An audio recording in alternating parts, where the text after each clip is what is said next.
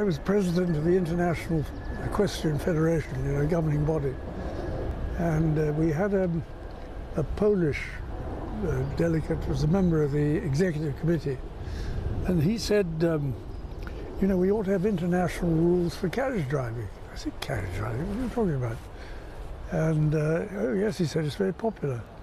And of course, the international federations were formed so that everybody could compete under the same rules at the Olympic Games. Because before that, every country had its own rules. If you came here show jumping, you jumped under British rules. If you went to France, you went under French rules, and Germany. So when they introduced the Olympic Games, they said, well, you've got to have the same rules for everybody. But the carriage driving didn't exist then, so there were no international rules. And it turned out that there were carriage driving competitions in Hamburg and in Aachen and various places, but all under their own rules. And so I didn't know anything about this. I went to Aachen to see what was going on, and I was absolutely staggered. They had something like 24 four-in hands going around the ring. So I thought, well, something must be going on. And I got a chap called Michael Ansell, who was the sort of guru of the equestrian sports in this country, to chair a committee to discuss what the rules should be based on, and they came up with the idea it should be based on the ridden 3-day event, and then dispersed. And so I had this thing on my desk, and so it was then a question of trying to adapt the 3-day event rules for carriage driving. And I didn't drive a carriage, and not many other people did either.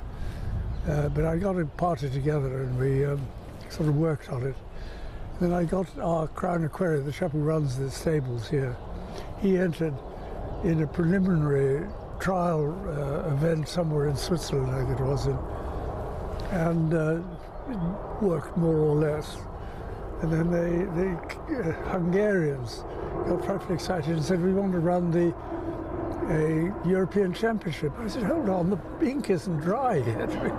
We don't even know what, Anyway, we decided to let them go, and I went out to have a look at it. And it was really quite interesting to see how it, sort of developed. And then I persuaded this show to put on the first sort of international here at Windsor. This has been going on ever since. I started driving because I'd been playing polo, and I decided that I would give up polo when I was 50. I happened to be 50. And I was looking around to see what next, I don't know what there was available. And I suddenly thought, well, we've got horses and carriages and grooms. I said, well, why don't I have a go? So I borrowed 4 horses from the stables in London, took them to Norfolk and practiced, and thought, well, why not? And the second competition I ever took part in was the European Championships here. I came in not quite last, but very nearly. But everything, we hadn't, all the carriages were antiques, and we had a thing called the Balmoral dog cart. It's still in the, it had to be rebuilt every year because it got smashed up regularly.